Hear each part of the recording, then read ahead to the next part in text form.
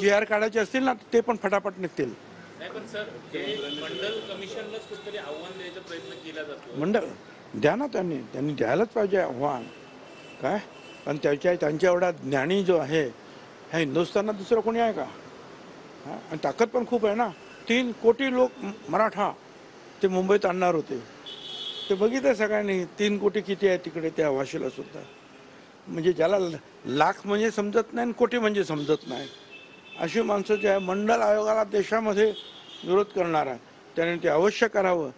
त्यांची हिंमत असेल ना तर त्याने मंडल आयोगाच्या विरुद्ध जे आहे आवाज द्यावा आणि त्याच्या विरुद्ध कारवाई करावी आणि मंडल आयोगाला जो आहे हा संपवण्याचं काम त्यांनी करून दाखव. त्याची हिंमत असेल तर माझं चॅलेंज आव्हान आहे त्यांना. एक मंत्रिमंडळातला सदस्य छगन भुजबळ साहेब ज्या पद्धतीनं तिरस्काराची भूमिका घेऊन आलेले आहेत, हा तिरस्कार हा बरोबर नाही आहे.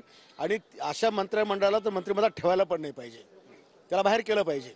की तू शपथ घेताना राज्याच्या सगळ्या लोकांच्या हिताचा गोष्टी करतं आणि इथं एका समाज तिरस्कार करतं.